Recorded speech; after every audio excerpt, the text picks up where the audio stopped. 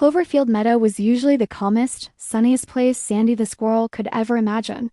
The tall clover stalks swayed like green waves, bees hummed their gentle songs, and there was always something delicious hiding under a leaf or log. Sandy had been preparing all week for her annual nut sorting day, a day she took very seriously. Every nut had a purpose, some for eating, some for storing, and some for trading with friends. But on this particular morning, Sandy scrambled out of her oak tree home and gasped. Her nut pile, normally perfectly organized, was gone. Not a single hazelnut, acorn, or chestnut remained. Sandy raced around the tree, lifting leaves, poking small burrows, and climbing branches to check every nook. Nothing. This is a nut emergency. Sandy squeaked, her tail puffing out in alarm. Just then, Mimi the bumblebee buzzed down beside her, hovering with her usual cheerful wobble. "What's all the fuss, Sandy?" Mimi asked. "My nuts." "They've disappeared. Every last one." Mimi frowned. "I didn't take them. I had pollen pancakes for breakfast." Sandy sighed. "I know. I wasn't blaming you, but I have to find them. Winter planning starts soon." Mimi's wings hummed thoughtfully. "Let's get help." And so the adventure began. Together, Sandy and Mimi zipped and scampered across Cloverfield Meadow. Their first stop was Tilly the tree frog, who was perched on her favorite sun-warmed stone by the creek. Tilly blinked her big golden eyes.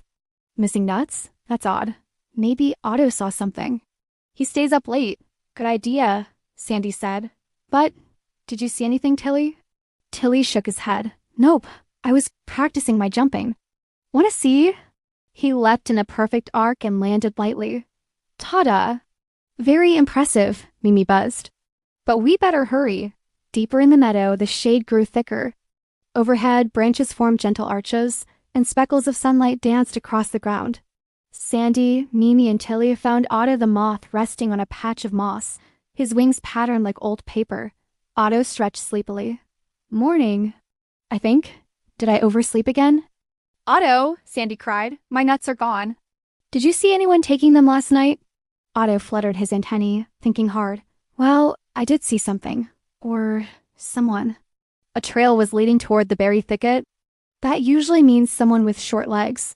Maybe dragging something heavy. Sandy's ears perked up. "A clue.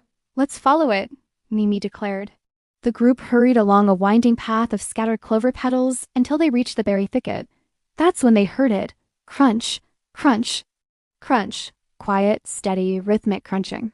Sandy tiptoed forward, carefully pushing away a leafy branch. And there, sitting against a rock, was a tiny field mouse, surrounded by a pile of nuts. Her nuts! Oh! The mouse squeaked when he saw them. I didn't know these belonged to anyone." Sandy's cheeks puffed with surprise. "You took my whole pile. I'm sorry." The mouse whimpered. "I was new to the meadow and I didn't know the rules here. In my old place, food was scarce. When I found the pile, I thought it was abandoned." He lowered his head, tiny paws shaking. Sandy, Mimi, Tilly, and Otto exchanged glances. He wasn't a thief, just scared and hungry. Sandy took a deep breath and softened her tone. "Next time, you can always ask. We're friendly here." Mimi bobbed in agreement. "Yeah, Cloverfield Meadow helps each other out." Mimi nodded. "Nobody goes hungry if we can help it." The little mouse's eyes brightened. "Really?" "Really," Sandy said.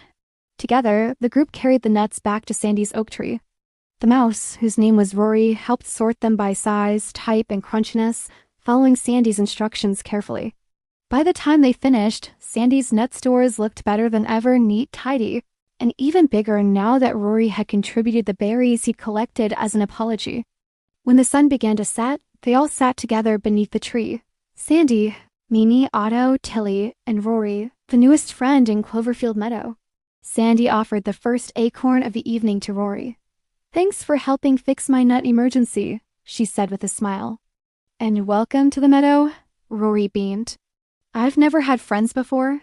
"Well," Tilly croaked happily, "you do now." They shared nuts, berries, laughter, and stories until the stars glowed above them. And from that day on, Sandy didn't just feel prepared for winter. She felt that Cloverfield Meadow was a little warmer with one more friend in it. Thanks for listening to our story today.